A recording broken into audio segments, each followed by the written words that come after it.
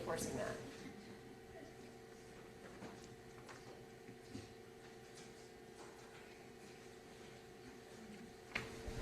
Is that better? That's better. We have 4 panelists today, which is a nice smaller number than some of the other panels. So we'll have plenty of time at the end, I think, for discussion and questions. So if you can, please hold your questions after each panelist speaks, make a note, and then at the end we'll have at least 20 minutes or so for all the panelists to sit up here and we'll have an interactive conversation. So I'll introduce Dina Adler as our first speaker.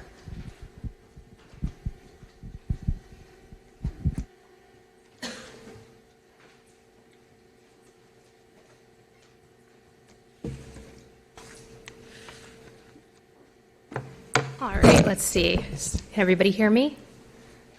Great. Thanks, Lisa, for the introduction. Good morning, everyone. And of course, first, thanks to Haley and the organizing team.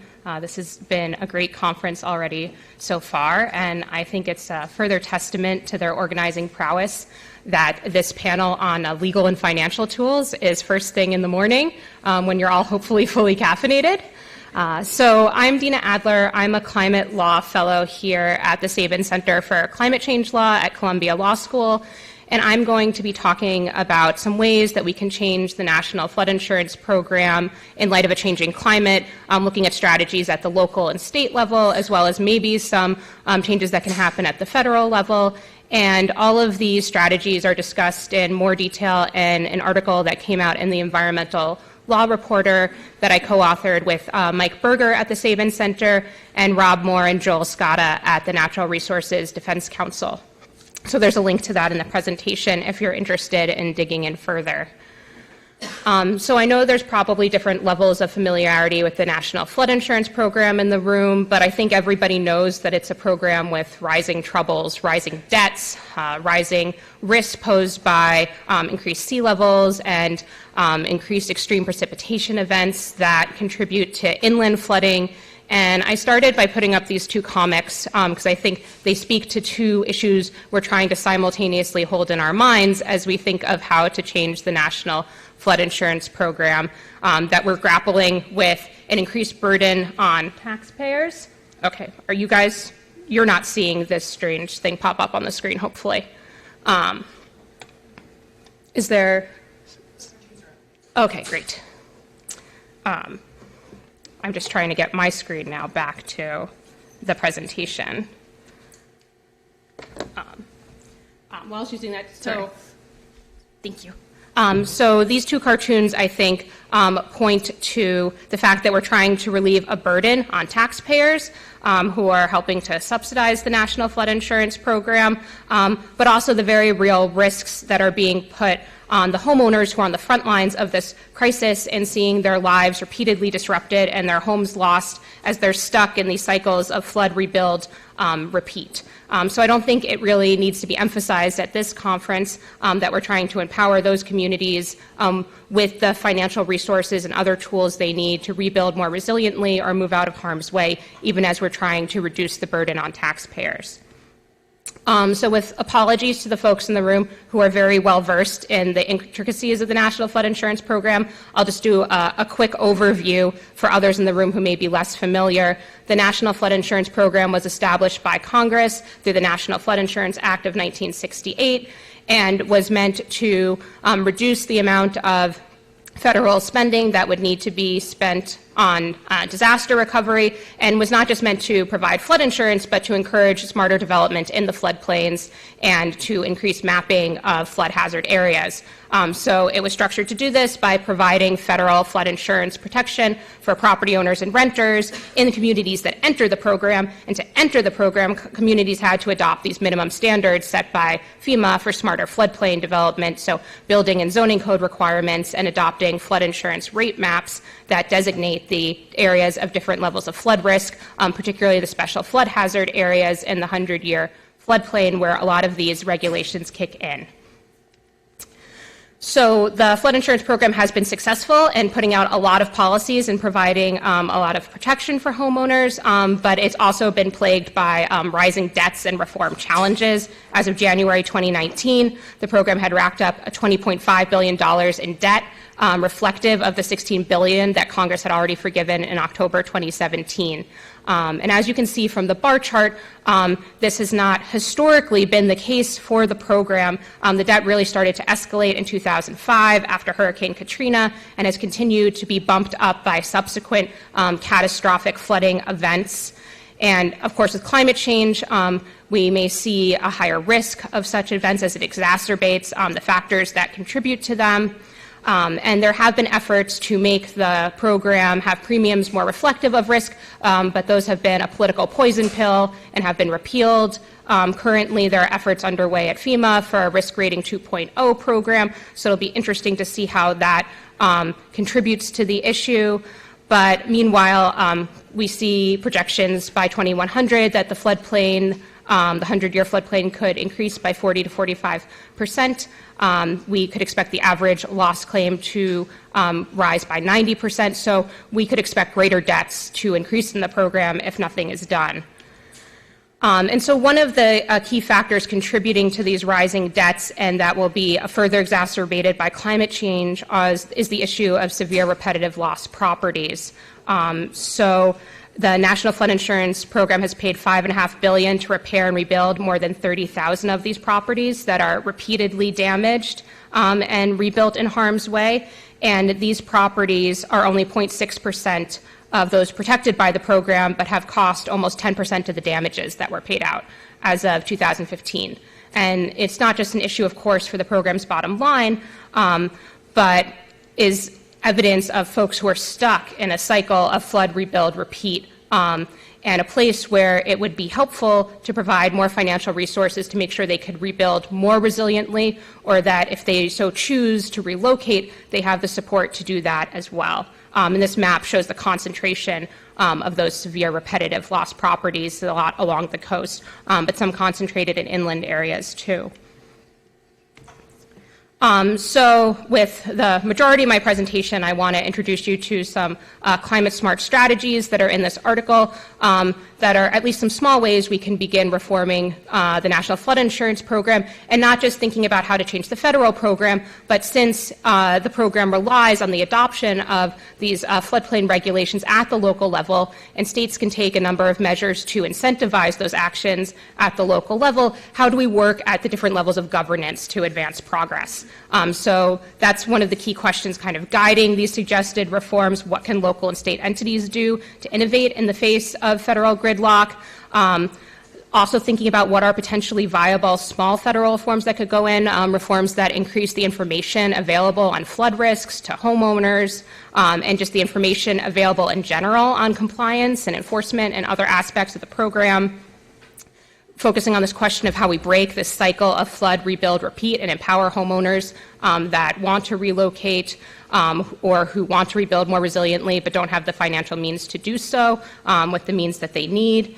And a question, and especially in light of this conference, of how can we structure these reforms or bundle them with other policies that they don't perpetuate social and economic inequities. And we talk about that a little bit in the article, but there's so much more work to be done in that area, as has been a hot topic in this conference. And I think the first step we take in trying to find those solutions, because they're difficult to map out, is that we put that question front and center. So the first strategy in our paper is a discounts for buyouts strategy. So this would be thinking about creating pre-disaster buyout programs. So it would offer qualifying homeowners the guarantee of a future buyout as a benefit of their flood insurance coverage. So this is before a disaster occurs. This would be targeting properties that have a history of flood damage, that are at high risk of flood damage. And by doing that transaction in advance, it does create some logistical problems. I know folks who implement this on the ground always have a lot of questions about what price are we going to put on the home, how are we going to structure this in the legal minutia. But the general idea is that by setting this up in advance, we're helping homeowners out avoid a lot of uncertainty, because typically the buyout program can take years to complete, and meanwhile folks are homeless, they don't know if the buyout is going to go through, they're strapped for resources, and it incentivizes rebuilding in place rather than relocating, even if they might want to do that if they were able to snap their fingers and make that happen.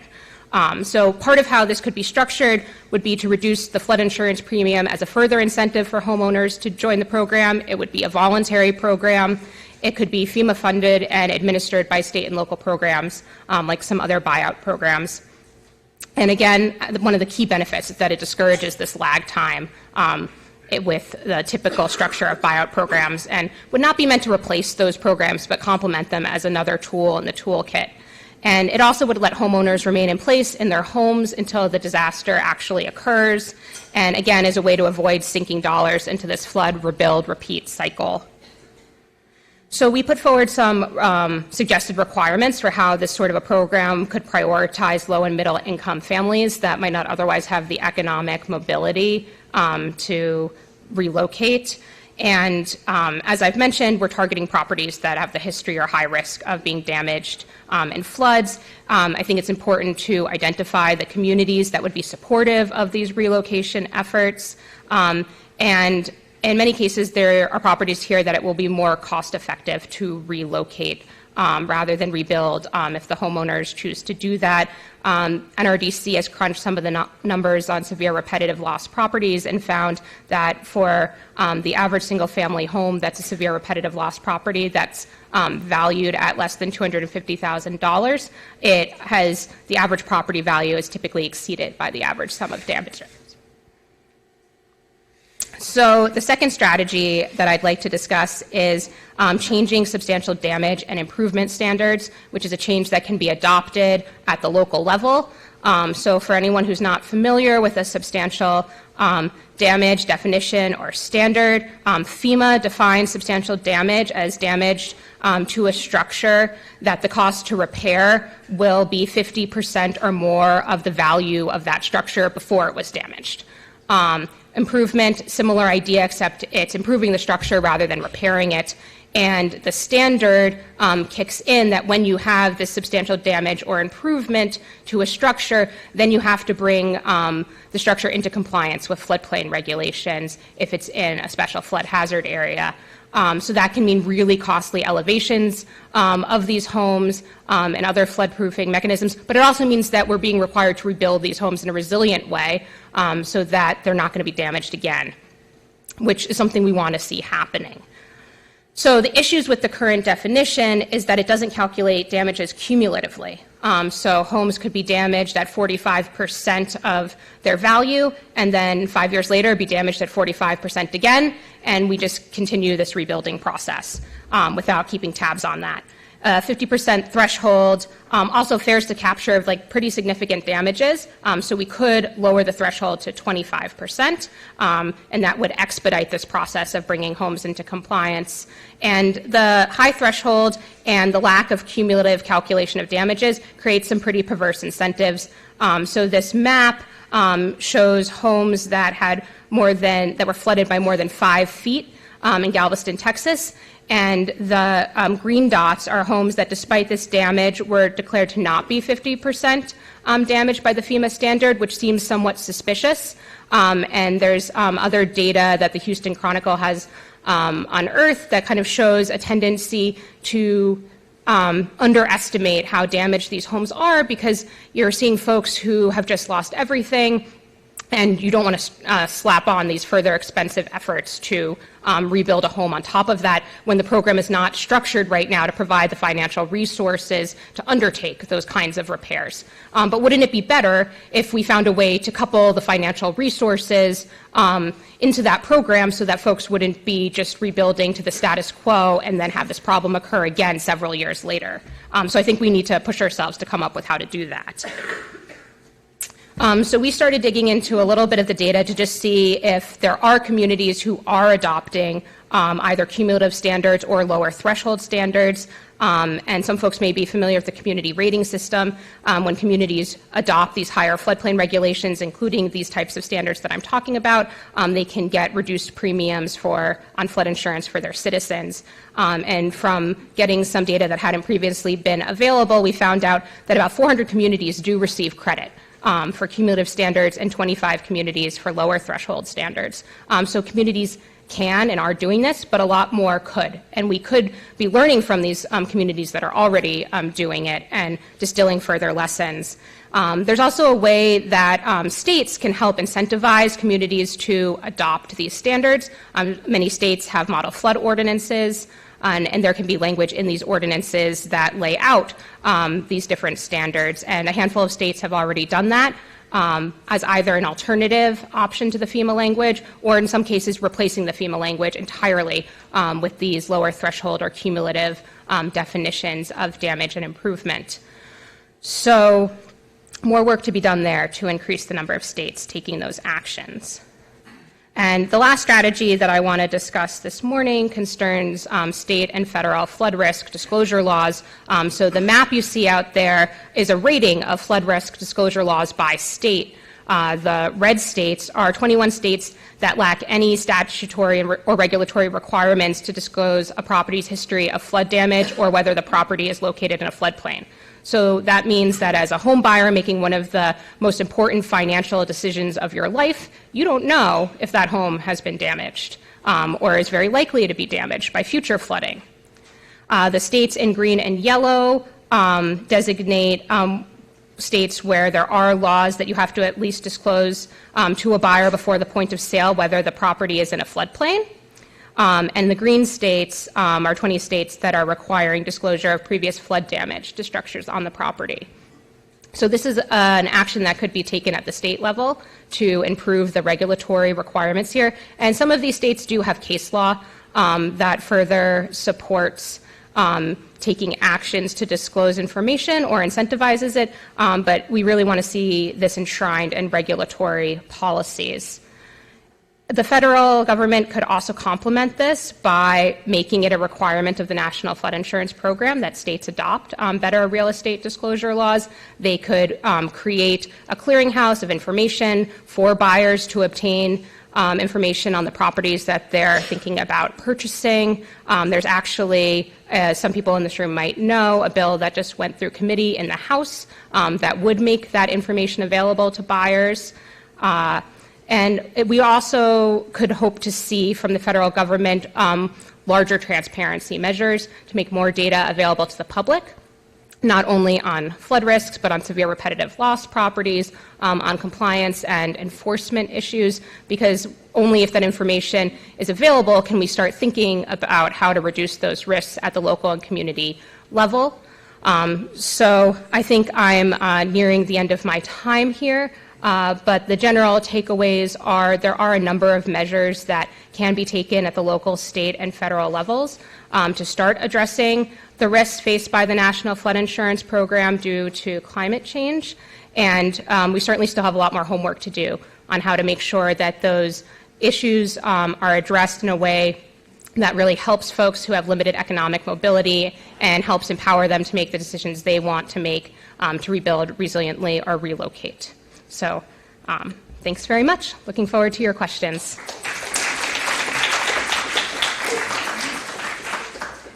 There are some seats down here. There's one right here. There's an empty seat here. If you're sitting in the back, there's someone who can come sit. There's two down here in the front. There's one right here.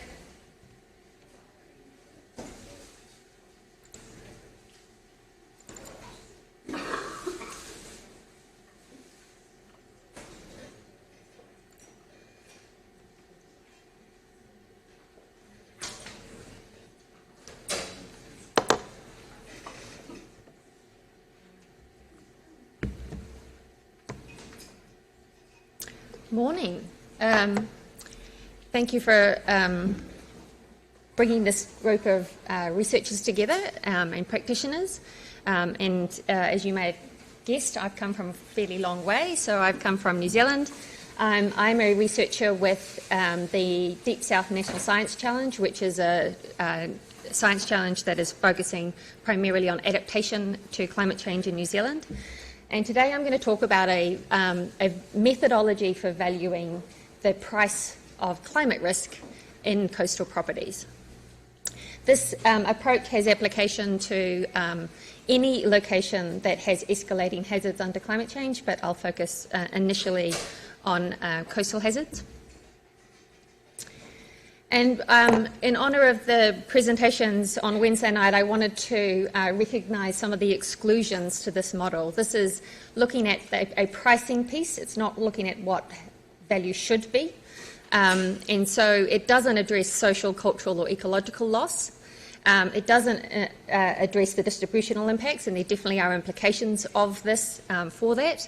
It doesn't address unintended consequences, and it's not a legal framework as such. It's about saying what is the economic pricing likely to be in the absence of policy action.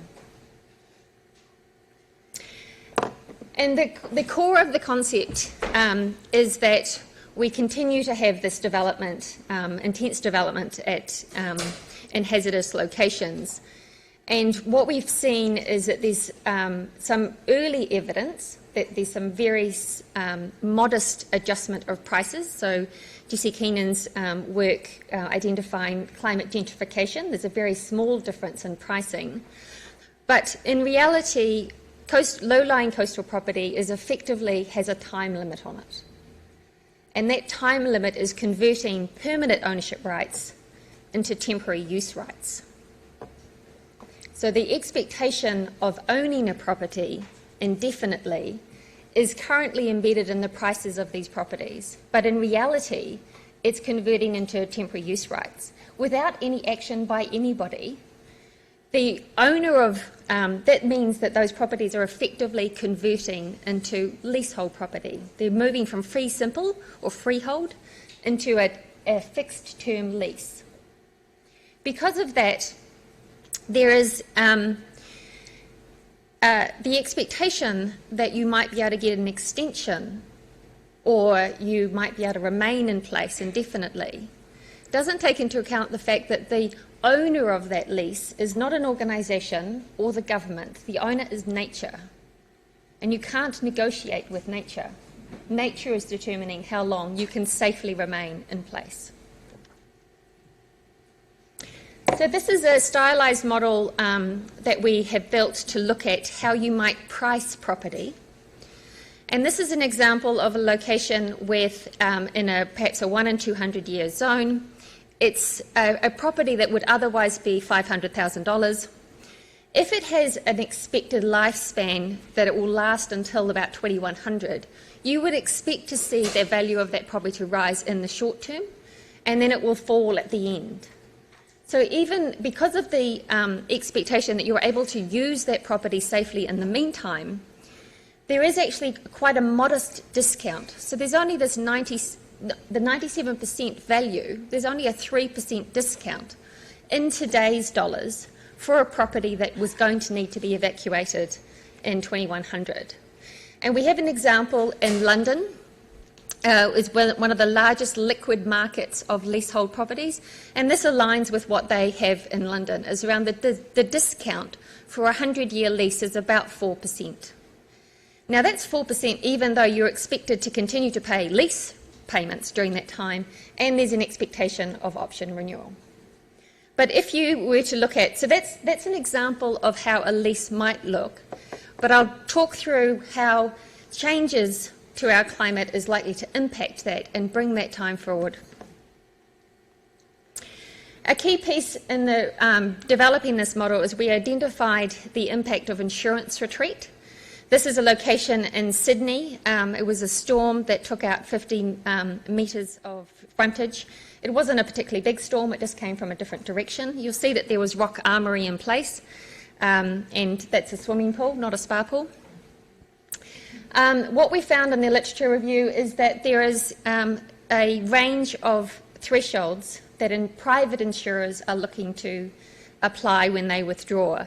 If you ask any private insurer, and I'm interested in presentation later, that point is commercially sensitive, but we are able to see some locations where that has occurred. We expect that information we've received from the insurance industry in New Zealand is that they are very unlikely to continue to remain providing insurance once you get to a 1 in 20 year event. At 1 in 50, you can expect to see significant shifts in the risk, the transfer of risk, so that you'll have more what I would call partial retreat. So very high excesses, perhaps $10,000 excesses, or limitations in the policy. But what we found in the UK is that insurance has retreated from flood risk in the UK at 1 in 75, so much sooner than we would have expected. This is an example of how insurance retreat might occur. I've got a normal standard distribution here. Some climate phenomena follow this, others follow other distributions, but for the purposes of simplicity, I'll use the normal standard. As we move from the left to the right, you'll see that the confidence of climate scientists in being able to look at these distributions is highest when they look at temperature. They have a better indication about sea level rise.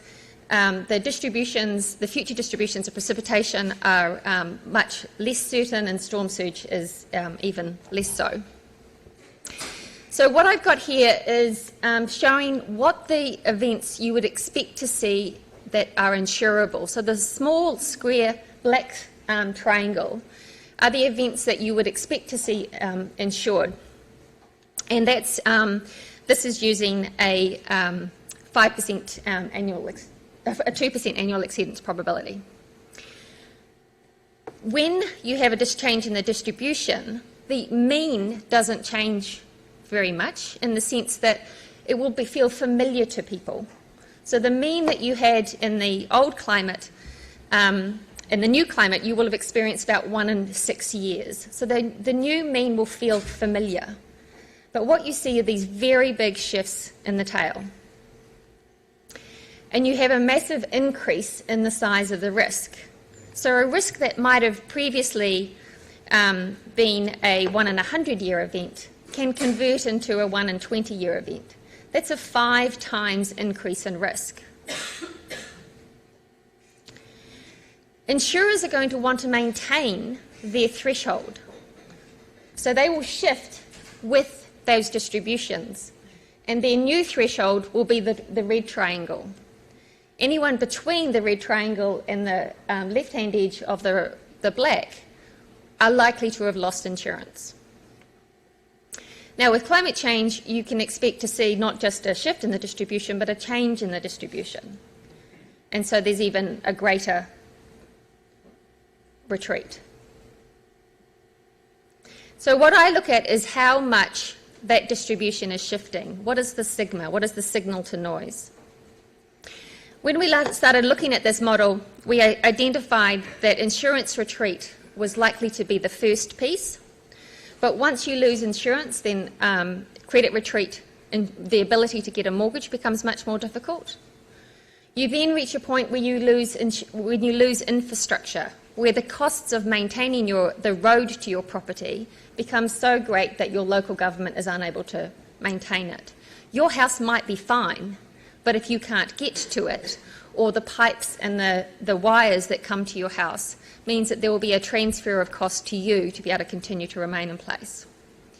There will also be a threshold around an intolerable risk to life. This is something that we haven't seen a lot of yet, but there will be locations where we say, society says, even if you're comfortable supporting the risk, they're not comfortable having you in that place because there may be children who come to your children's birthday party. There may be plumbers who come to your home, that we're not comfortable with a certain level of risk for other people to be. So there will be a point that there is this societal have an intolerance to risk. Unfortunately, that almost always happens, that's shifted and defined after a tragedy. And finally, you get geomorphic retreat. So that it's the factors that impact the value of your property. There are multiple factors that come into place well before the land disappears. So to take this example here, this was assuming that you had perhaps a 1 sigma standard deviation shift in the curve by the end of the century. And this example uses a loan-to-value ratio. It takes averages in terms of returns on housing equity, those sorts of parameters. But what happens if you have infrastructure? There's an announcement that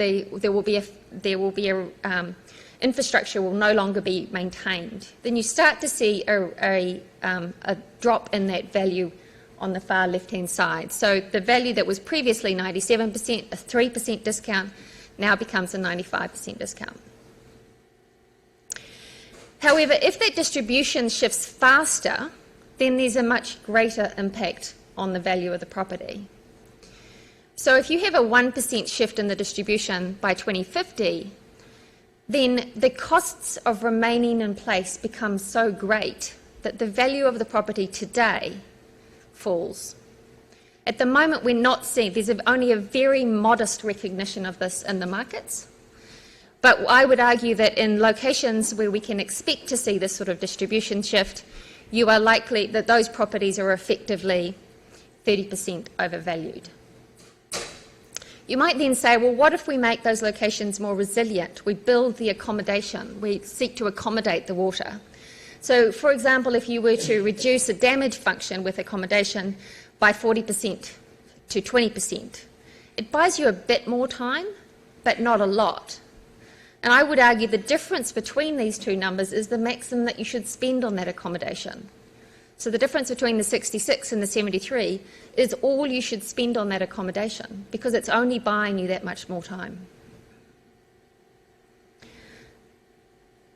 So to give you an example of how these components are built up, it includes an element of the insurance cost, the ability to transfer it, and then your expected losses going forward.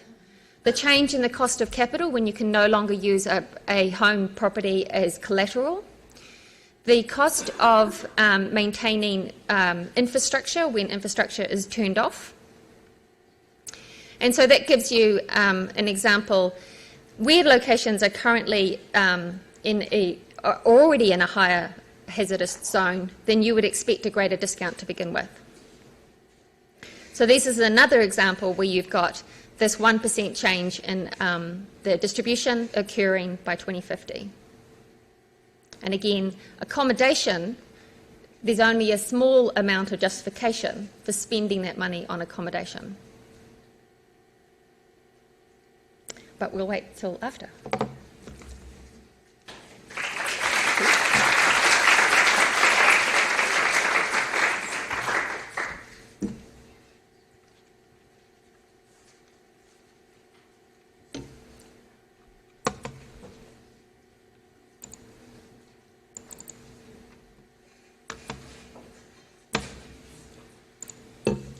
Thank you. Kia ora tātou. I come from New Zealand as well. And Belinda has very nicely set up, if you like, the time scale that we have in New Zealand. We're talking about imminent threat, and we're talking about change that has a big difference in motivating what the government does, if you like, what the public policy issues are. So what I'm going to talk about briefly is the case for funding instruments, new funding instruments within New Zealand. Now, I thought I'm a germaphologist originally. I became a public policy wonk sometime after, and now I'm an academic. So I've sort of seen it all, and I've been an elected official in a regional council in our government. So I've sort of seen all sides. So that's what I bring to this presentation. But if we start with what's happening, we're facing all sorts of problems, and these are only the ones at the coast. Our capital city on the left, Wellington, is showing 0.6 to 1 metre sea level rise changes, which impact right into our CBD in the top left. Our airport is in the isthmus in the middle. So port facilities, roads, airports are all becoming affected. Major storms are becoming more frequent. Our coastal communities, some of them are already being abandoned, not at the scale that you folk have around here, but nevertheless significant for a small population. The picture in the top right is what the soft options enable us to do. They breach, okay? They eventually breach. Our sea on the bottom left, a major storm about 4 years ago, completely damaged the flood protection on the coast, in our south coast. The other picture is the abandoned community on our Hawke's Bay coast, top right of the North Island. And increasingly our estuaries are being, in the high tides, are being inundated around the edges. And of course, they're not the only hazards.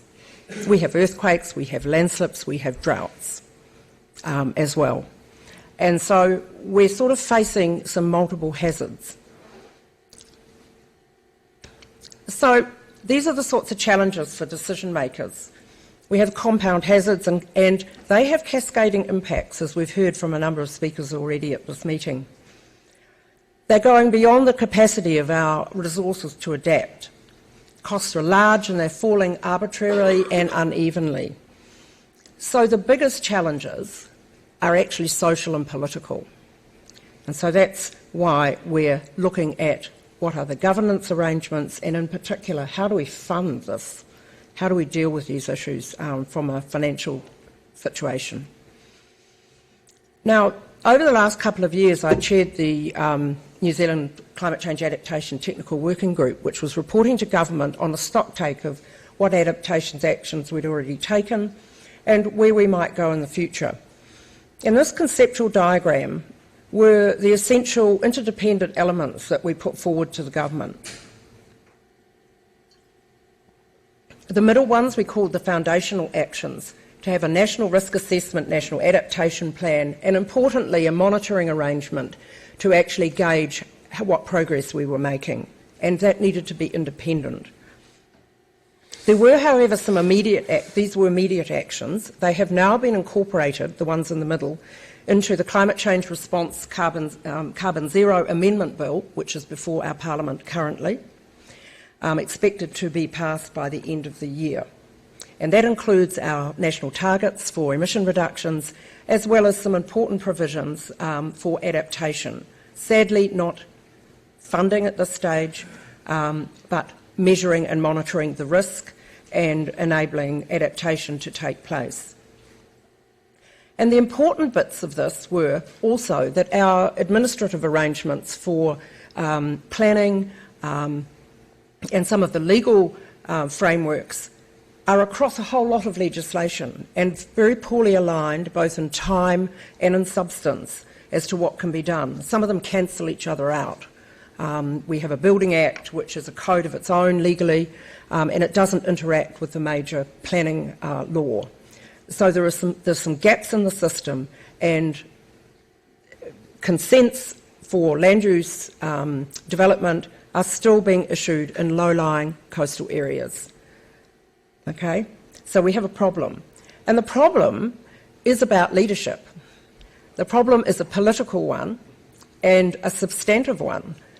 If we're going to build capacity to be able to undertake development, undertake adaptation, we need information to support the decision-making and tools, like the sort of tools that Belinda talked about.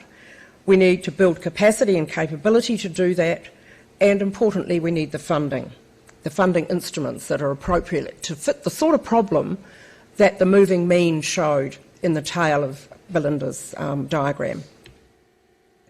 So what are some of these costs? We have human resource costs, potentially compensation payments, land costs, development and amenity, nature-based costs, they are positives as we heard yesterday, relocation costs, further development of areas where people can safely inhabit, and we have demolition costs and clean-up costs and all that sort of thing. But the big issues are, what are their timings? When do they fall? They don't all fall at the beginning, they fall over time, which is why we have used this term managed retreat. Now, we might just reimagine that from the discussion we've had here over the last couple of days, but nevertheless, these costs are going to fall on different authorities, different agencies, and they're going to fall differently on different communities. Now, just a little bit of background.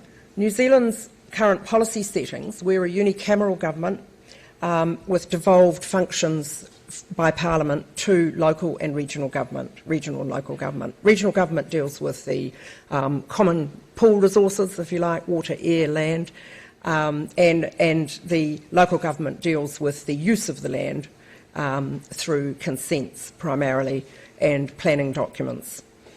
So it's a fairly simple system compared with America. And so that gives us an opportunity.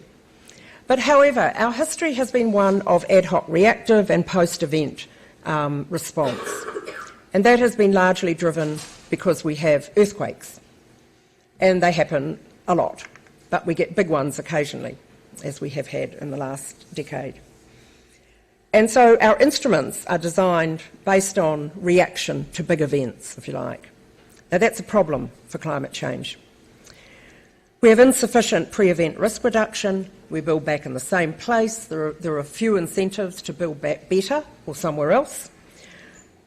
And this is enshrined in a National Disaster Fund administered by the Earthquake Commission.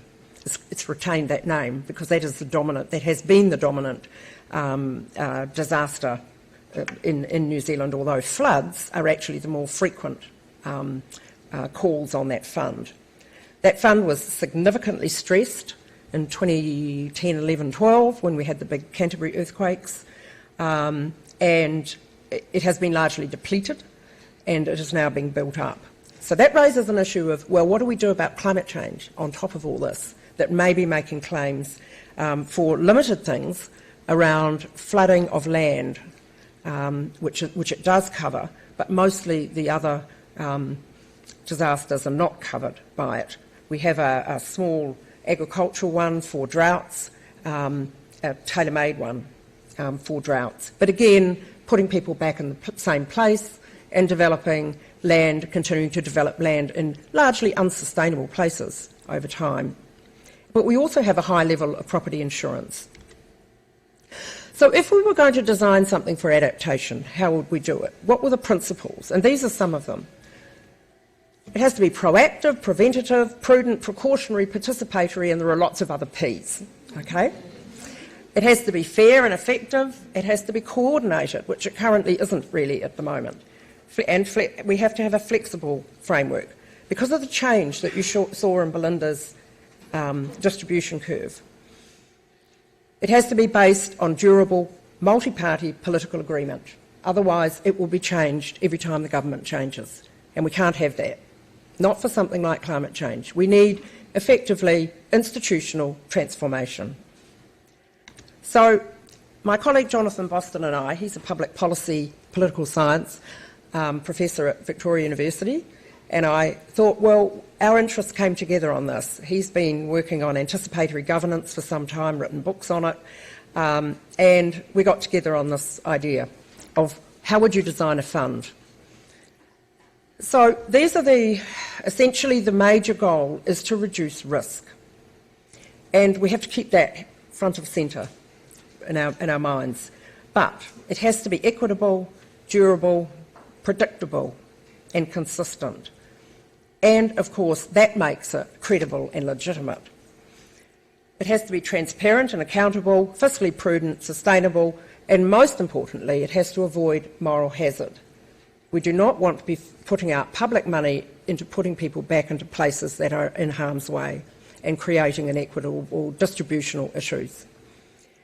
And it has to, this last one is a bit debatable, but at the moment we're thinking, how would it complement existing funding and insurance mechanisms? Because the moment you change the policy settings, that changes all of what Belinda was talking about, and vice versa. So they're intimately intertwined. So who would pay for this? Individuals, local government, we call them ratepayers, they're like local taxpayers, ad hoc national taxpayer funding. Would we expand the role of our National Disaster Fund, or would we set up a dedicated fund? So these are some of the questions we're asking. The scope of a funding mechanism, would it include all types of impacts or just some?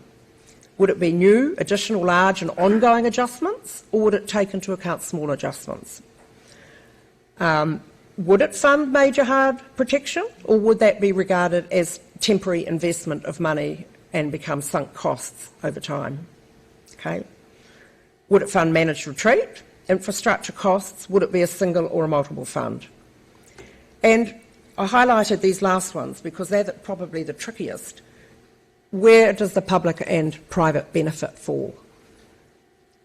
And would it be means tested? And when would the date start for it to be effective? quite important public policy questions when designing new funds. Would we pre-fund it and take into account the fact that this generation needs to pay something as well as pay as you go for future generations? Would it be fully funded or partially funded? And what could some of those co-funding arrangements be like? And where could the fund come from? Well, we thought it could come from a carbon or emissions tax, which sort of makes sense, doesn't it? A national insurance levy, a rated levy, dedicated tax or general tax revenue, and the question of would it be underwritten by the Crown and with a Crown guarantee.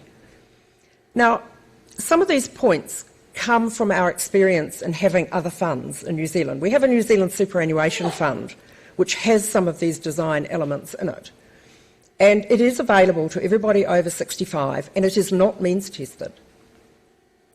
And we're one of the few countries where it's not means tested. It may well be unsustainable long term as the population ages. So we have a bit of experience with this. We also have an accident compensation system which is designed to deal with any accident. If you cut your finger, my son used to cut his fingers all the time, and we were always on accident compensation. To me, it seemed inequitable that we should be paying for that. However, it is a simple way of dealing with insurance which keeps you out of the courts, and that was one of its principal objectives. So these are some of the compensation issues that we would need to think about. What might be covered, the eligibility criteria, the level of compensation, what would be the thresholds, the top and the bottom, the form of the compensation, who decides what, when and how, and what would the flow-on policy implications be. Sort of questions that good public policy should be asking as you're designing them.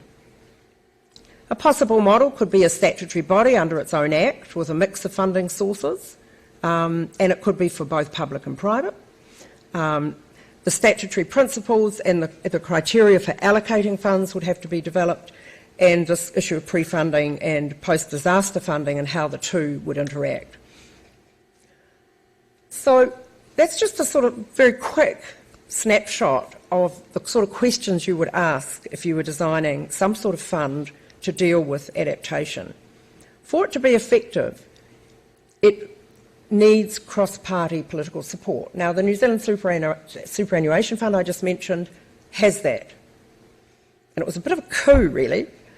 And while around the edges the government, for instance, can stop paying into it, which it has done a couple of times, and one quite recently, it has now started up again under our new government. And so there is still that opportunity for political tinkering.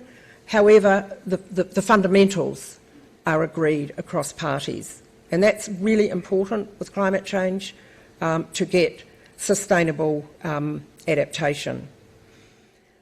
So this is an instrument that could help, and could help particularly a small country where the fiscal risks of these damages are enormous.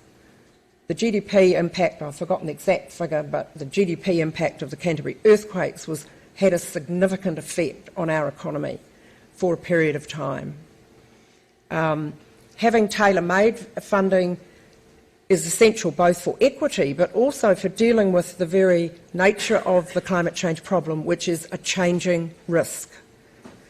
And that shifting from reacting all the time to something to appreciating that the risk is changing and having a fund that can be flexible over time and be adaptive in itself is going to be helping deal with adaptation. So with these sort of issues that have been put into the public policy arena, Jonathan and I have been talking with ministers about the possibility of advancing this idea and having a conversation with the general public about it as to what's acceptable and what's not acceptable. And that is a very big ask politically, but it has to happen because of the time component. We're running out of time. And if we're not set up well when these issues arise, we're going to have big problems. So a national conversation is starting. Thank you.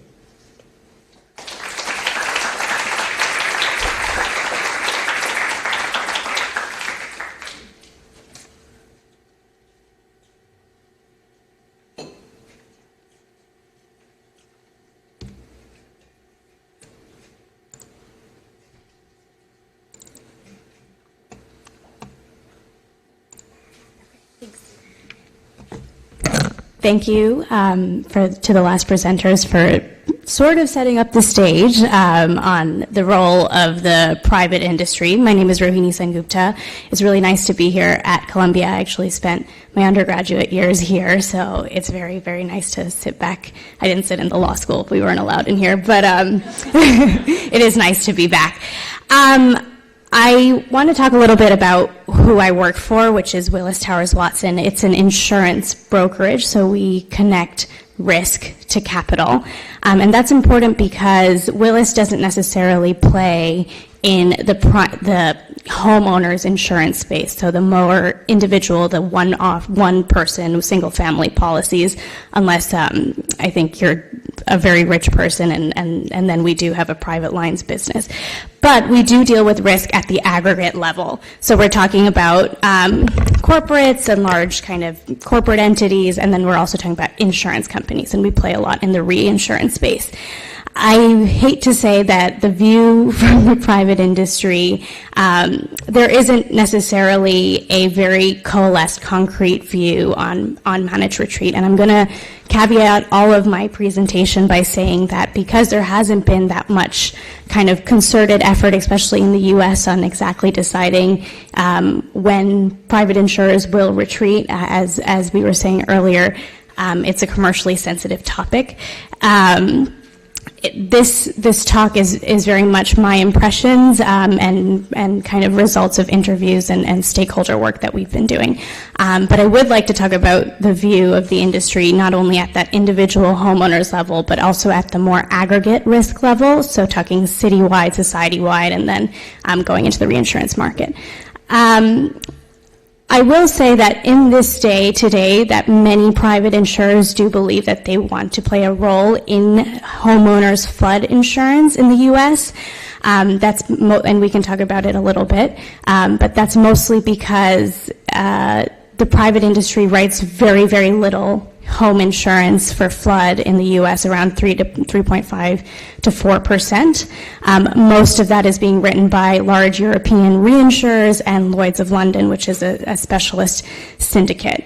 There's a reason why they think they can play in this space, but to be very clear, I'm not going to tell you that private insurance is the answer to flooding, because it is true that while they might want to write it for the next 5 to 10 years, they will never guarantee that they're going to write it in the next 50. And that's because, and that's because, as we all know, the risk is changing. But reinsurers do want to diversify their risk, and because they write such little U.S. flood, they believe that their models and the capabilities that have really grown since the establishment of the NFIP would allow them to write it at somewhat of a competitive rate. For homes within and outside of the special flood hazard zone. I'm going to talk a little bit about the analytics revolution that got us here, and then really focus some time on insurance, the private insurance industry at the aggregate scale. So talking about how insurance can help governments, cities, societies plan better through insurance contracts. So, as we all know, there is a changing federal insurance landscape. FEMA has committed to stabilizing the NFIP through interactions with the private market, which I can talk about in a bit, through purchasing reinsurance and catastrophe bonds. I'm not sure if everybody here actually knows what reinsurance or catastrophe bonds are, so I'll give you a little bit background that reinsurance is essentially insurance for insurance companies. So you take all the risk that, let's say, Allstate or Chubb has, and they go to the insurance markets and sell off that risk, pay a premium, and that risk is then spread out through the international markets. And then there's catastrophe bonds, which is essentially a large reinsurance contract, but the buyers of that risk are the capital market, so not traditional insurance companies, but pension funds and other type of capital market things. So FEMA has committed to trying to stabilize the NFIP through engaging with the private market this way. They have had a few interactions with the private market. There is now something called Risk Rating 2.0, which FEMA is trying to better rate homes to the actual cost of the risk. And then there's always the question of reauthorization. I'm sure, Dina, you probably know when it's supposed to be reauthorized. I think it's been extended for 6 months, and they keep kind of extending it year on year. There are some also insurance requirements post-disaster. So FEMA does have a, I don't know what's going on here. Let's see. Okay. Sorry, let's see. FEMA does have a public assistance policy that anything that's been rebuilt by FEMA funds in public assets needs to be insured in the private market. They haven't necessarily always enforced that rule, but we have heard more and more that they will. HUD also has insurance requirements. So FEMA does, indicate time and time again that insurance is one of the best disaster strategies, and encourages anybody, especially city and public governments that have received FEMA funds, to insure in the private market. As I said, there are some insurers who want to enter flood. And the reason they want to do that is because our models have changed. So the NFIP, as Dina said, was created in the 1960s, but in the 1980s we had a sort of analytical revolution. Now, this slide is pulled from a senior member of my team who was one of the first actuaries to participate in the analytical revolution of the 1980s. But after Hurricane Andrew and some real large catastrophe losses in the insurance market in the 80s, insurance models changed, and now we have much more data and much more computing power to be able to pull and price more granular risk. So the reason the private industry didn't necessarily write flood in 1960 is it's really hard to tell the topography and the slope of a single house, but now our models are changing, and we can better predict at the individual and the more parcel level scale where the water is going. Flood, though, is the hardest to model to this day. Earthquake, hurricane, all these other wildfire are much more handled, but flood continues to be a real source of investment for all insurance companies that are trying to build better, faster, stronger flood models. And it really has been growing with computing power and the growing amount of data. So yes, now the insurance industry and the reinsurance industry is filled with natural hazard scientists, quants, and very few people who kind of just price things by saying, oh, well, it looks like, $2,000 premium, and kind of sticking your finger up in the air and seeing what the price is. Another way we really do that, and I'm a plug for my firm here, Willis, is that we have something called the Willis Research Network, which we work with leading academic institutions, Columbia being one of them, on building stronger, better models. We're working with what the latest science is. So here are some examples of industry-related maps. This is looking at sea level rise in Vancouver, with a 1 meter sea level rise kind of prediction and a 500-year return period. So this I always think is interesting, and I want to caveat that this is just a mapping software that's available to any broker at Willis, not any special catastrophe model or anybody. But if you look at this part of Houston on the FEMA firm map, which says it's an area of minimal flood hazard, and look at just this map here that any broker can access at Willis, it is actually at risk of flooding. So I think it's pretty well known that some of the FEMA maps are out of date, and the private industry does have maps that are much better. And this isn't even a forward-looking map. This is just the risk today of river flood. So high being in a 1 in 100 year flood zone, and low being 1 in 500 year. We can do, so this is another example of how we look at floods in the industry. And we can kind of predict and better try to understand where the water is going to help people plan better. So that's the analytical revolution that really allows risk transfer to happen. So before I go to this slide, I want to talk about, if I can get there, the catastrophe bond. So this is one of the main ways the private industry has been interacting with flood risk in the United States, which is through these reinsurance contracts. So as I said, FEMA, the NFIP, has spread their risk that they hold into the private market, into mostly European insurers through few tranches of just reinsurance contracts, and then they've now placed 2 catastrophe bonds. They just had one placed in April of this year. This is the one from August of 2018, and essentially it's saying that the private market, you don't need to actually write this down because it's just the deal specs of the actual transaction, but what it's saying here is that the private market will cover around 13% of losses over $7.5 billion, and will cover 3.5% of losses over $5 billion. So what it's really doing is letting the private industry take some of that risk that FEMA is taking, and that helps stabilize the program, and they're not really on the hook for all those premium payments. Any FEMA administrator will tell you that reinsurance and catastrophe bond and capital market transactions are a huge part of the way they want to move forward. And as I said, while private industry does want to write flood risk in very now in specific locations, NFIP will always be a reality of flood in the U.S. in the near future, because there are, questions of who gets to write who will get private insurance. It won't necessarily always be the communities that can't afford maybe higher premiums because private insurance is going to rate your risk higher. So the NFIP will continue to be a part of it, and the private industry is very happy to play at this aggregate scale. And I will tell you that when this went to market, there were tons and tons of insurers and reinsurers and capital markets people who wanted a piece of this pie.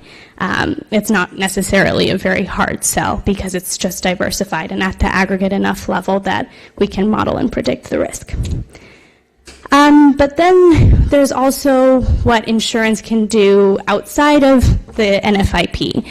And we believe that there's a role for insurance at the city level through something called parametric insurance, which allows basically payment of funds due to natural triggers.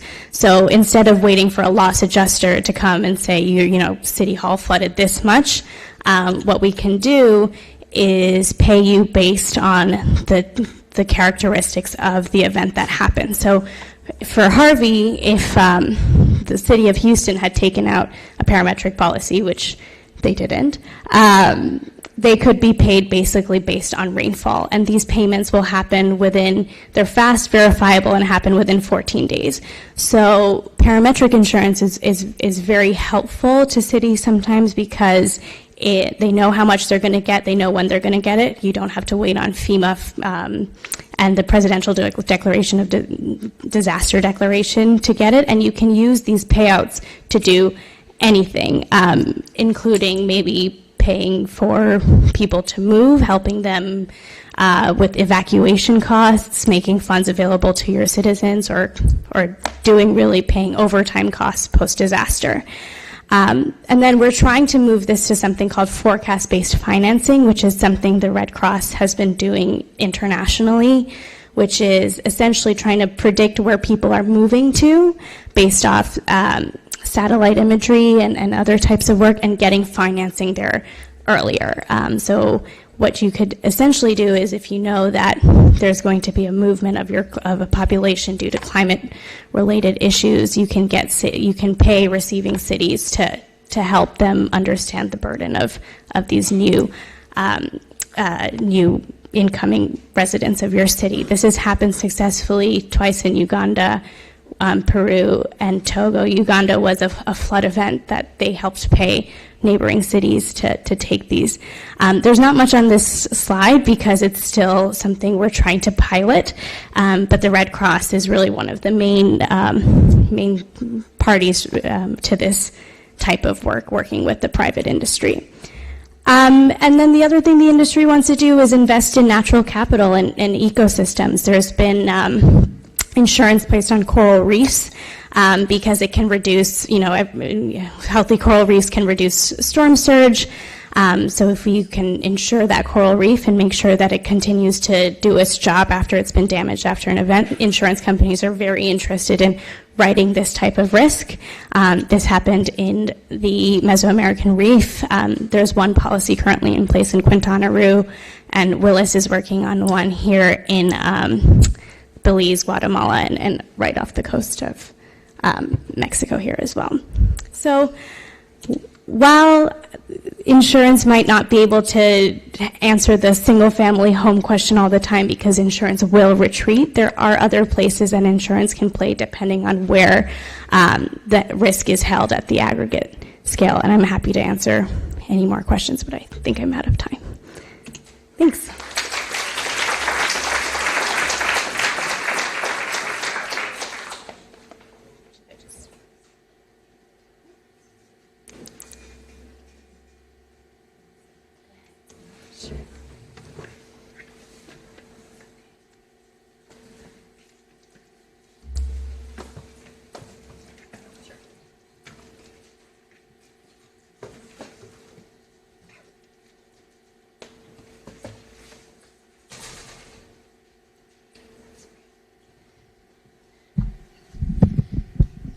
Thank you. That was a really engaging set of presentations. I felt like the presenters were almost talking to each other throughout.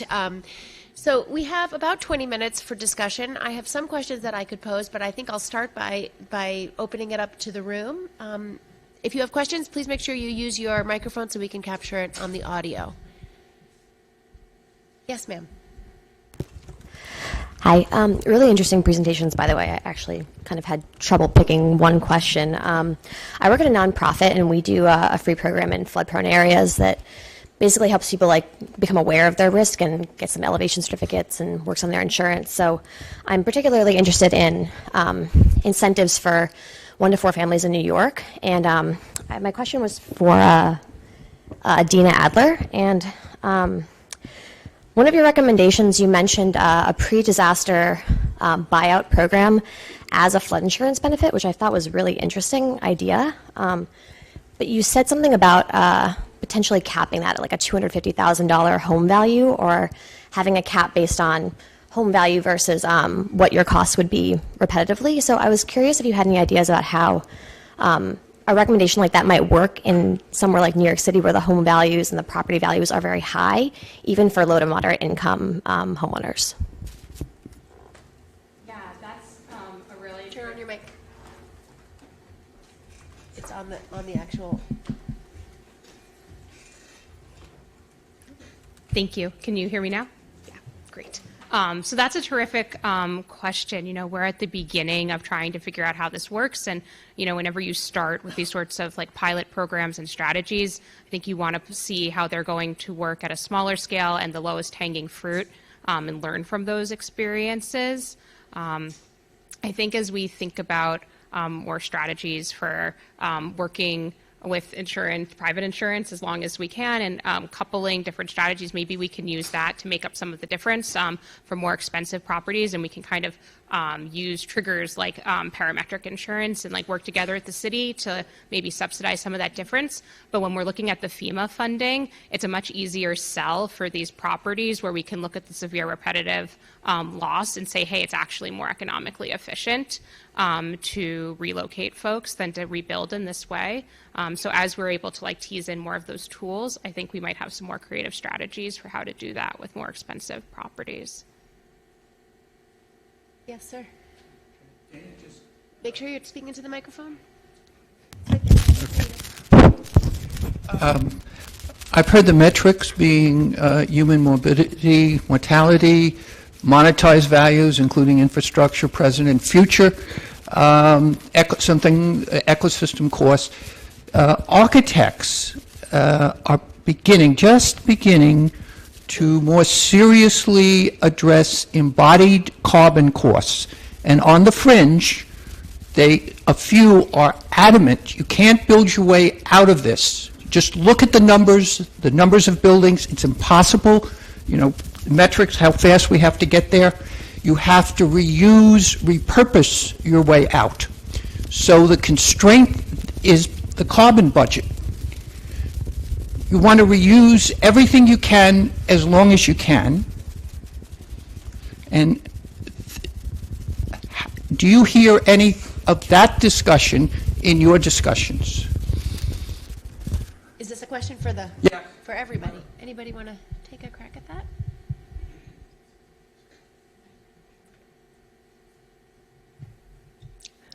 Yeah, thank you for that question. That is entering into the discussion in our country, and we're aware of that having been entered into in Europe and the UK. So the whole question of life cycle costs has become an important question, because I mean, maybe one of the economists on the panel could comment on this, but the reuse and retooling of resources has a limit, in the sense that you begin to invest additional resources to do that. So there's a natural life for that retooling of carbon in the system, is my understanding of it. But it is an early discussion that is starting to happen, and I know in the Intergovernmental Panel on Climate Change, those issues, the literature is coming through, which is currently being peer reviewed in Working Group 3, for those of you who are interested. Yes, sir. Hi, this one's for Rohini. I'm really interested in this issue of the difference between public hazard mapping and private hazard mapping, and as a person who works with local governments as a planner, I find it quite a challenge to just get my head around morally, because you guys can't share that information. Obviously, private industry has a lot of access to resources that the public doesn't. What role, if any, do you see in the private industry kind of bridging that gap? It's a very fair question, and I won't speak as a industry representative. I'm not paid to represent the industry, so I will say that it's a question we get often. For example, we were in Puerto Rico and with a modeling firm. So there's a few kind of players in this private world. There's the actual risk taker, the insurance company who has a model. There's a broker who will look at your risk and characterize it with a model. And then there's the modeling firms like RMS, AIR, cat risk for flood in the U.S. And all modern catastrophe models are really based off of these firms, these private firms. And the insurance commissioner of Puerto Rico kind of straight up said to RMS, like, how dare you keep this private, because this could save lives, which is a question that we get, and I think there's a few ways we've been trying to do this. Is, for example, Willis as a brokerage is happy to kind of engage in a lot of this work, modeling work, for free. And in some instances, if it does lead to a risk transfer placement. RMS, AIR, some of these are also working at heavily discounted rates, to at least working with public sector. But then also there's something called Oasis, which is an industry-backed CAT model that is paid for by insurers, brokers, and modelers like us, but it's a publicly available open source catastrophe model. And I would point you to that. I think there's actually an Oasis conference happening in London right now, and it's become a very, very powerful tool because it is the data and the claims experience and the methods that the industry has, but for this public good. So I would recommend checking Oasis out. Yes, ma'am. I was wondering, two quick things. There was an announcement last week that a consortium of groups is going to be releasing flood data at the property level and making it available for free to the American public. And I wonder if you could comment on what kind of an effect you think that could have on all these factors you pointed out. The other quick thing I wanted to mention is a stream of research that Sherry Bocroft-Binder has been doing on homeowner buyout programs and the aftermath and how people experience these buyout programs. And her research is very careful in pointing out that it's not all roses, for families who take these buyouts, and the aftermath has a lot to do with the intentionality of how it's executed, how people feel included in the beginning, and also when they sell and aren't able to buy in the community. Someone raised the issue of property prices in the New York area. Her research was done after Sandy, and people took buyouts, but then they couldn't move into neighborhoods of a similar type. So just wondering if we could be a little bit more thoughtful when we talk about buyouts. What else do we need to be thinking about in terms of executing them well? So, yeah, I was trying to formulate a response to one question and then also listening to the second question.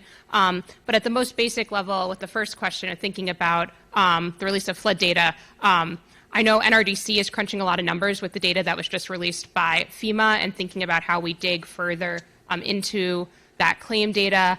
There's so much other data that we also need to have put forward. Enforcement and compliance are issues that we also get into our paper. If you don't understand if communities are carrying out compliance measures and doing what they're obligated to do under the National Flood Insurance Program, and we have kind of FEMA commissioned reports that suggest there are problems with getting that compliance carried out and with enforcement, it's hard to know how to address some of these problems. You really need that carrot and stick model. And with the individual claims data, I mean, the more data, the better, right? That's how we're going to understand who's most at risk and what we can do to help and make these programs function better. I might defer to, as folks start to crunch these numbers, to see what interesting trends develop to figure out more specifically what we can do. And I think what you're saying about the buyouts is absolutely critical. There are a lot of challenges with carrying out these programs, and I think what's really interesting about if we could make a forward-looking buyout program work that's a pre-disaster buyout program is it could buy us some time before the disaster occurs to address some of those challenges and work with communities. And it's not necessarily a miracle solution, right? These are very difficult economic challenges and ingrained inequities, but more time has got to be helpful for figuring out how to smooth those issues and develop policies and work with homeowners.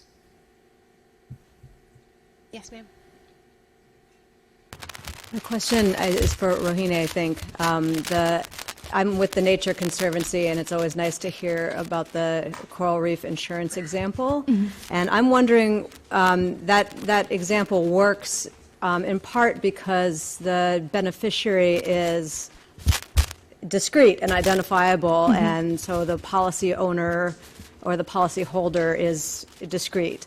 What can be done to make it possible to use that kind of a product for a more municipal beneficiary, right, where there's a number of a larger number? That's a very good and thoughtful question. I think actually the challenge is actually finding someone to pay for the premium. That's the more discrete level issue we have, because a lot of people receive the benefits of having coral restored. So the Nature Conservancy example in Quintana Roo, I kind of glossed over it, is that they're now insuring a tract of coral essentially in Quintana Roo, Mexico, against hurricane and hurricane risk paid on a parametric basis, which means that if there is wind speeds or above, let's say 125 miles per hour, then this policy will immediately pay out, and those funds are used to restore the coral or kind of do post-disaster, post-hurricane activities that keep that ecosystem healthy.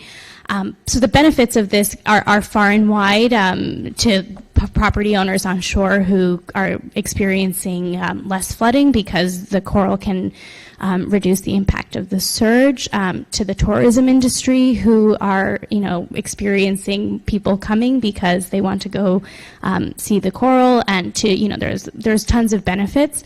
So the policyholder actually isn't the biggest question, because if you can make a parametric insurance policy held by a city, a government, and the payout can go to anybody. There's nothing in the insurance contract that says you have to use this money to rebuild your house. Like in car insurance, you have to use the money you got to, fix that car that was broken. Here you can use the payouts to do anything, so that's why the benefits can be spread across, but really the difficulty is finding who's going to pay for it. So there's a lot of studies that we do with various funders on who receives the benefits of these types of insurance policies and basically who can we set up to pay for it in the future. So the Quintana Roo example, I believe there's a real goal to get the tourism industry to pay for some of that premium.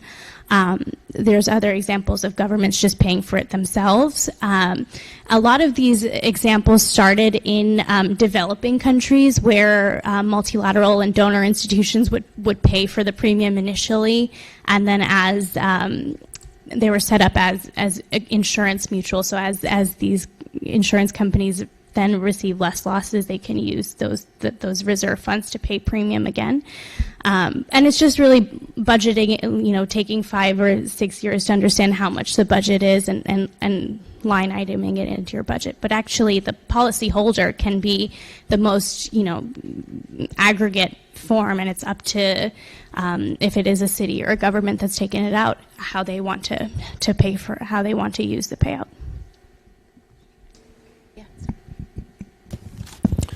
This is a question for Belinda and maybe Dina as well.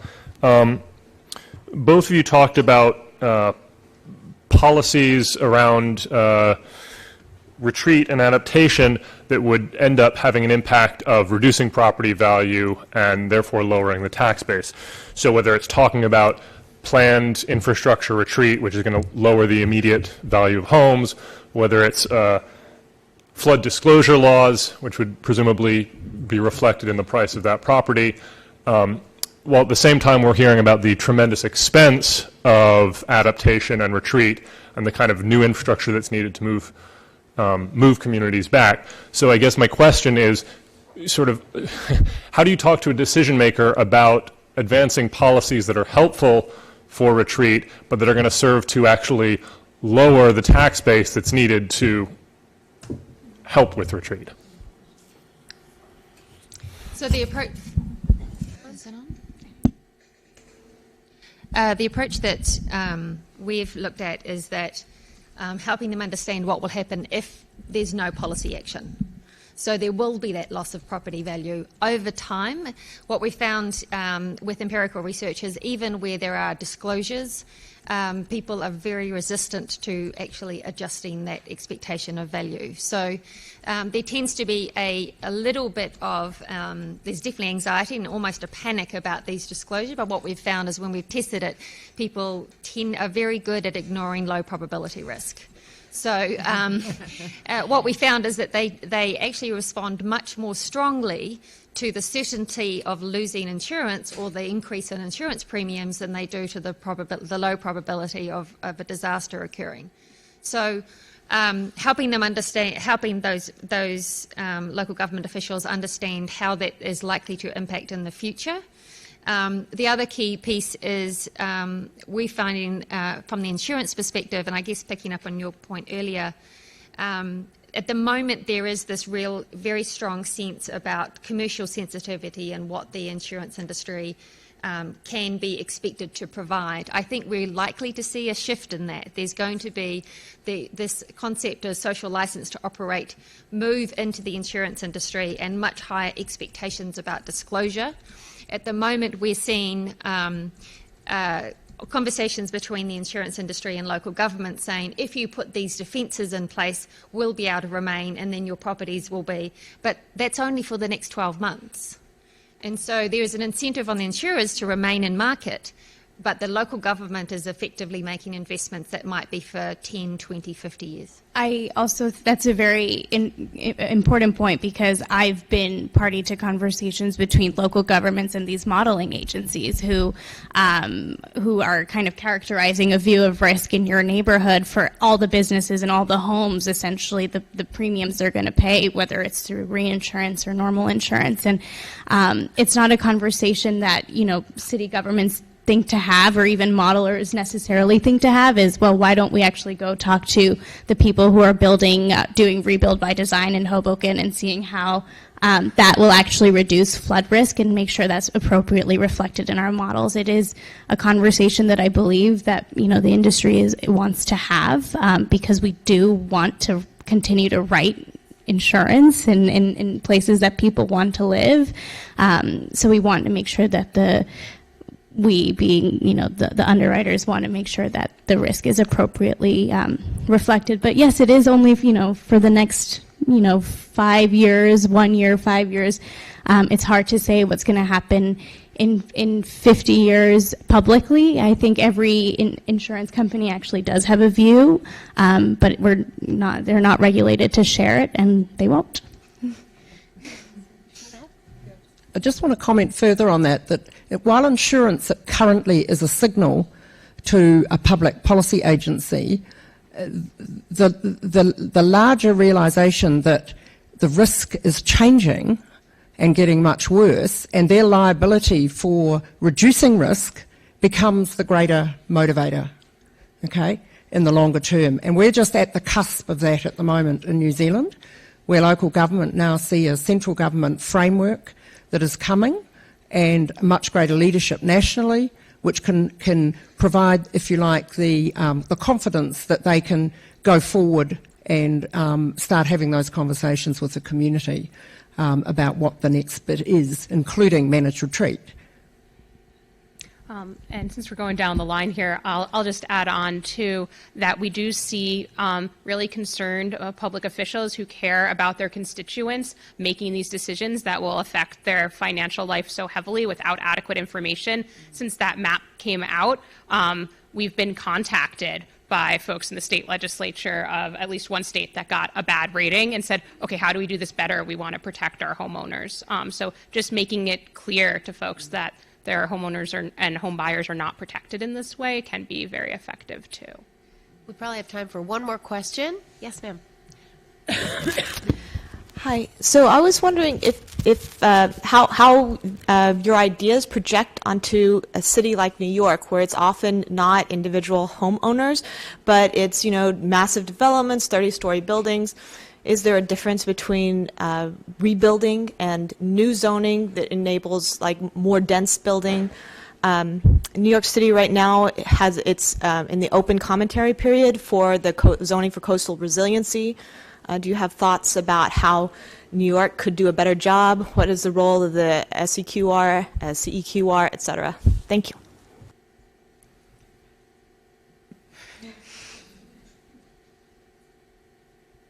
Is that directed at me or the panel at large? Yeah. It's a great question. It's a big question. Definitely, I think we are looking at a larger scale zoning regulations. And as was touched on with New York again, it's such a different creature than what we're doing with single family homes.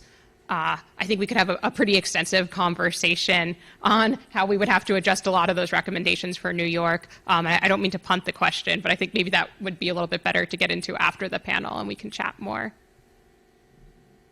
Okay, with that said, it is coffee time and break time. I know the panelists will be here, so feel free to approach them to get more questions answered. Thank you.